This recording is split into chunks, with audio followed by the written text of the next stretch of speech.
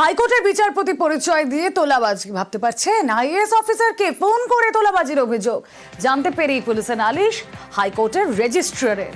Hair street থানায় অভিযোগ দায়ের। পবন পান নামে একজনকে গ্রেফতার পুলিশের। হাইকোর্টের বিচারপতি পরিচয় দিয়ে তোলাবাজি, আইএএস অফিসারকে ফোন করে তোলাবাজির অভিযোগ। অমিত প্রতিনিধি রয়েছেন সঙ্গে। অমিত, পবন পান নামে এক ব্যক্তিকে কলকাতা পুলিশের গুন্ডা দমন শাখা গ্রেপ্তার করেছেন। এই পবন পানের বিরুদ্ধে কলকাতা হাইকোর্টের রেজিস্ট্রার অভিযোগ করেছিলেন হেয়ার স্ট্রিট থানাতে।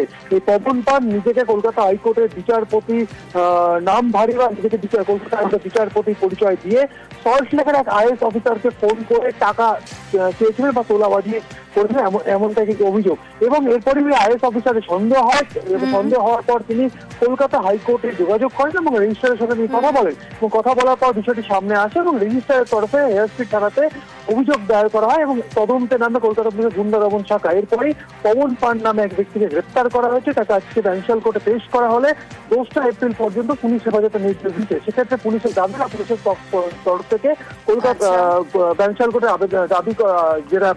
দাবি করা হয়েছে যে এই পবনকে জেরা করে আরো এই ঘটনার সঙ্গে কেউ রয়েছেন কিনা বা পবনের সঙ্গে আরো কোনো সহযোগী রয়েছে কিনা তারা খোঁজ সন্ধান পেতে চাইছে। এই কারণে পবনকে নিজেদের হেফাজতে নেওয়া প্রয়োজন হচ্ছে, কারণ এর আগেও এই ধরনের কোনো অপরাধ করেছে কিনা এগুলো জানা দরকার আছে। এই কারণেই 2রা এপ্রিল পর্যন্ত জিজ্ঞাসাবাদে কি উঠে আসে আমাদেরও নজর থাকবে। অমিত, দিল্লি হাইকোর্টের বিচারপতির বাড়িতে থরে থরে সাজানো টাকা। বিচারপতির বাড়ির আলমারিতে 15 কোটি টাকা। বাড়িতে আগুন লাগে, বাড়িতে আগুনের পরে উদ্ধারে থরে থরে পোড়ানো প্রায় 15 কোটি টাকার পোড়া নোট উদ্ধার। নোট উদ্ধারের পরেই এলাহাবাদ হাইকোর্টে বদলি। বিচারপতিকে বদলি করা হয়, বিচারপতি যশবন্ত বর্মাকে বদলি করা হয়। তদন্তের পর রিপোর্ট দিল শীর্ষ আদালত। শনিবার তদন্তের রিপোর্টও প্রকাশ্যে আনল সুপ্রিম কোর্ট। দিল্লি হাইকোর্টের প্রধান বিচারপতিকেও পাঠানো হয়েছে রিপোর্ট। অভিযুক্ত বিচারপতিকেও রিপোর্টের কপি সুপ্রিম কোর্টের ওয়েবসাইটেও আপলোড করা হয়েছে রিপোর্ট। আর রিপোর্টের পাশাপাশি আপলোড করা হয়েছে ভিডিও। বিচারপতি বর্মার দাবি তাঁকে ফাঁসানো হয়েছে। हम कूड़ा गाड़ी पर काम करते हैं। 4-5 दिन हो गए, हमें 500 के नोट जले हुए मिले थे और अब भी मिले थे वहाँ पड़े हुए नोट, छोटे छोटे टुकड़े। 4-5 दिन पहले यहाँ सफाई कर रहे थे, वो ढेर उठा रहे थे कूड़े का, तो उसमें जला हुआ कुछ सामान था, उसमें 500 के नोट थे जले हुए, वो छोटे छोटे टुकड़े थे उसमें। সোশ্যাল মিডিয়ায় রাজ্য সিপিআইএম এর পেজের রং বদল। পেজের ডিপি থেকে বাদ লাল রং, নীল সাদা আকাশের প্রেক্ষাপট। আকাশের প্রেক্ষাপটে হলুদ কাস্তে হাতুড়ি। সিপিআইএম এর পেজের কভার ফটো, সেই কভার ফটোতেও বদল দেখছেন আপনারা স্ক্রিনে এই মুহূর্তে যে ছবি। কভার ফটোয় 20 এপ্রিল ব্রিগেড কর্মসূচির উল্লেখ।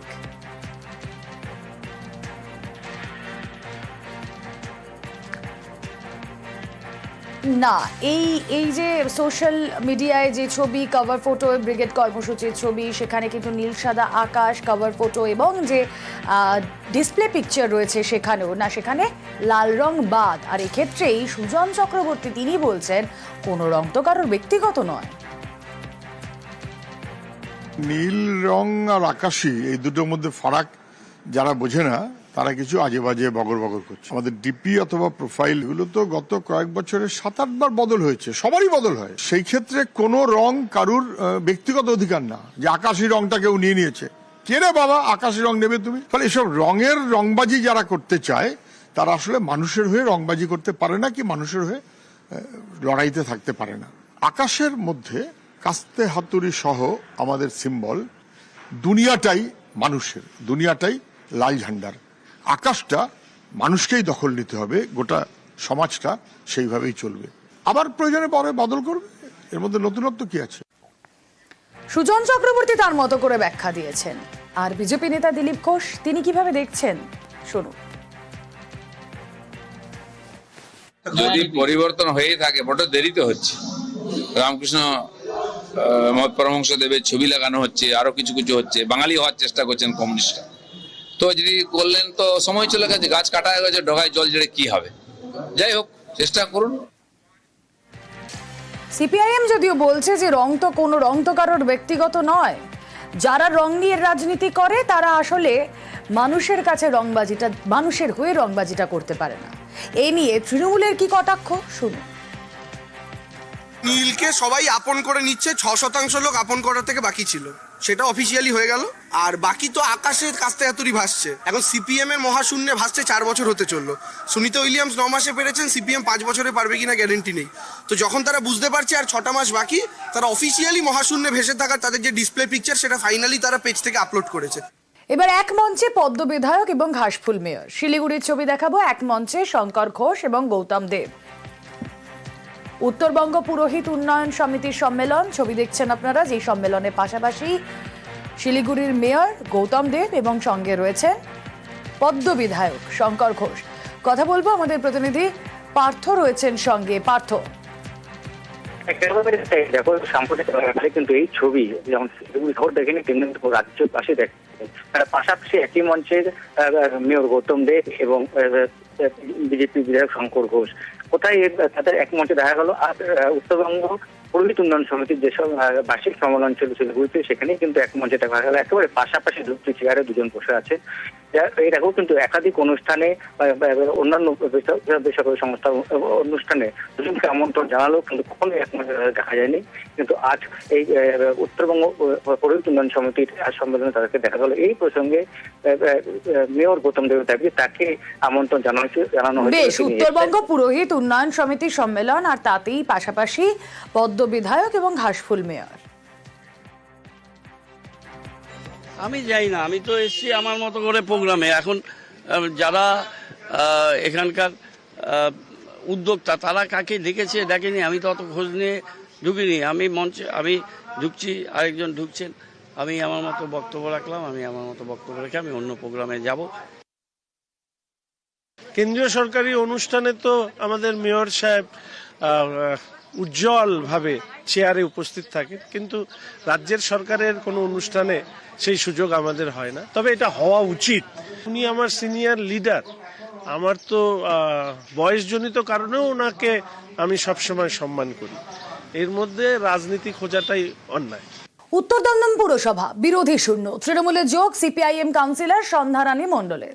চন্দ্রিমা ভট্টাচার্যের হাত ধরে তৃণমূলের যোগ 34 নম্বর ওয়ার্ডে উত্তর দমদম পুরসভা, 34 ওয়ার্ডের উত্তর দমদম পুরসভা 2022-এর পুরো ভোটে তৃণমূলের দখলে যায় 33টি ওয়ার্ড। 15 নম্বর ওয়ার্ড জিতে নেয় সিপিআইএম।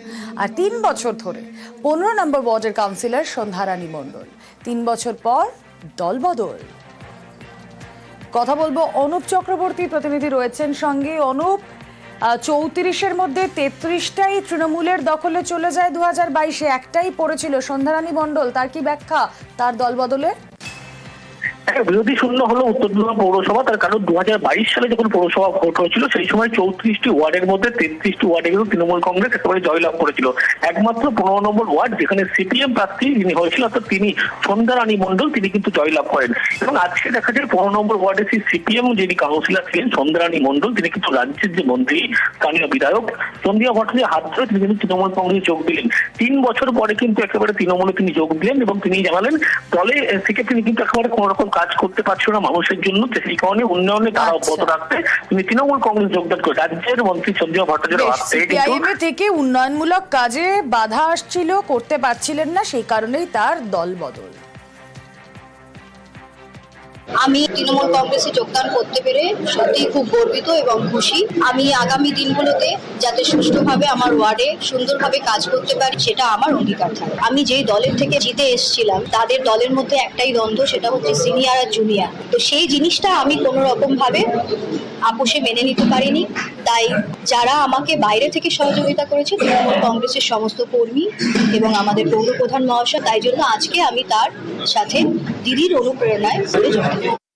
এখানে আমাদের সন্ধ্যাও ছোট একটি মেয়ে, বয়সে অনেক কম, ও বুঝতে পারছে যে কাজ করতে গেলে সবার সহযোগিতার প্রয়োজন হয়, এটা অনুভব করেছে। ছোট বয়সের মনে ওটা দাগ কেটেছে, তাই সন্ধ্যাও আমাদের সাথে এসছে। আমি খুশি যে আমরা সবাই মিলে এখানটায় কাজ করব। সন্ধ্যা আসাতে আরো শক্তিশালী ভাবে কাজ হবে।